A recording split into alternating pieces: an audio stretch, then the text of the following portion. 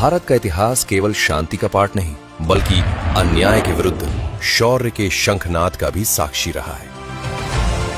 आधुनिक कालखंड में 7 मई 2025 की तारीख भारत की रक्षा नीति के पन्नों में एक युगांतकारी मोड़ के रूप में दर्ज हो चुकी है। ये वो दिन था जब विश्व ने देखा कि भारत अब केवल प्रतिक्रिया नहीं देता, बल्कि राष्ट्रीय हितों की रक्षा के लिए नया भारत घर में घुसकर प्रहार करने का सामर्थ्य और साहस रखता है। इस पूरे घटनाक्रम की नींव 22 अप्रैल 2025 की उस काली दोपहर को पड़ी, जब पहलगाम की वादियों को रक्त रंजित कर दिया गया। उसने बोला कि ये शायद मुस्लिम नहीं है, उसने उसको गोली मार दी। पाकिस्तान प्रायोजित आतंकियों के इस कायराना हमले ने 26 निर्दोष नागरिकों के प्राण ले लिए। इस हमले का छिपा हुआ उद्देश्य भारत की अटूट सामाजिक एकता में दरार डालना था। आतंकी संगठनों ने जब इस बर्बरता की जिम्मेदारी ली, तो उन्हें लगा कि वे भारत को डराने में सफल रहेंगे, परंतु वे प्रधानमंत्री श्री नरेंद्र मोदी जी के लौह संकल्प को भांपने में भारी चूक कर गए। मैं बहुत स्पष्ट शब्दों में कहना चाहता हूं, जिन्होंने ये हमला किया है, उन आतंकियों को और इस हमले की साजिश रचने वालों को उनकी कल्पना से भी बड़ी सजा मिलेगी। अब आतंकियों की बची खुची जमीन को भी मिट्टी में मिलाने का समय आ गया है।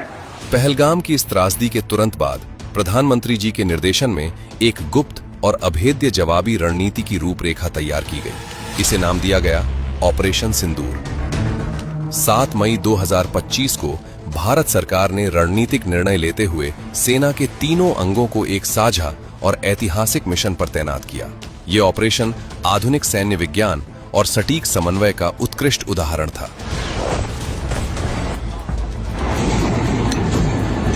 भारतीय जांबाजों ने पाक अधिकृत कश्मीर (POK) और सीमा पार स्थित आतंकी बुनियादी ढांचे पर स्ट्राइक की एक नई परिभाषा लिखी।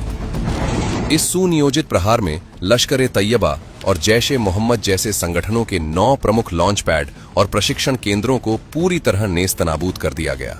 ये केवल एक सैन्य हमला नहीं था, बल्कि उन अड्डों की जड़ें खोदने की कार्रवाई थी जहां से भारत के विरुद्ध जहर बोया जाता था। ऑपरेशन सिंदूर के परिणाम और आंकड़े भारत की बढ़ती वैश्विक सैन्य शक्ति का प्रमाण है। इस निर्णायक कार्रवाई में 100 से अधिक खूंखार आतंकवादी मारे गए। सैटेलाइट इमेजरी और इंटेलिजेंस इनपुट्स ने बाद में पुष्टि की कि आतंकियों के प्रशिक्षण केंद्र खंडहर में तब्दील हो चुके हैं। इस मिशन में भारत ने अपनी स्वदेशी AI एयर डिफेंस प्रणाली और अत्याधुनिक हथियारों का उपयोग किया। तकनीक की श्रेष्ठता ऐसी थी कि दुश्मन के रडार और विमानों को संभलने या सीमा के पास आने तक का अवसर नहीं मिला। प्रधानमंत्री श्री नरेंद्र मोदी जी के नेतृत्व में यह प्रहार केवल सैन्य स्तर तक सीमित नहीं रहा।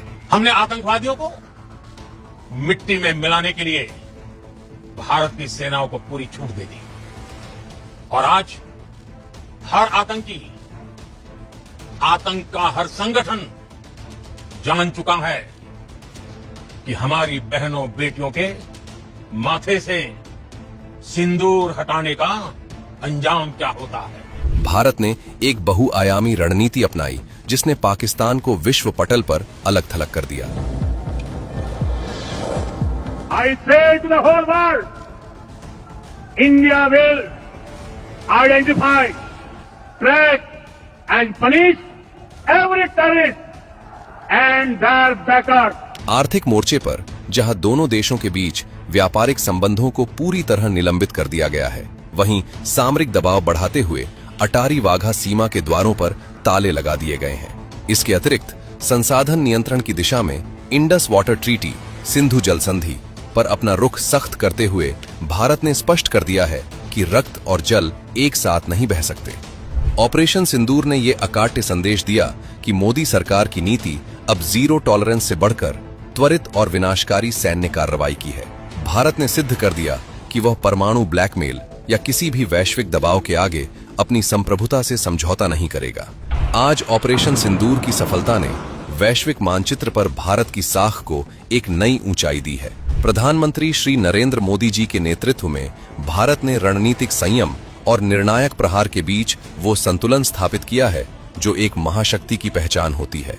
ये अभियान केवल एक सैन्य विजय नहीं है, बल्कि ये उस आत्मविश्वास की गौरव गाथा है जिसने पहलगाम की त्रासदी का उत्तर न्यायपूर्ण, सशक्त और ऐतिहासिक तरीके से दिया है।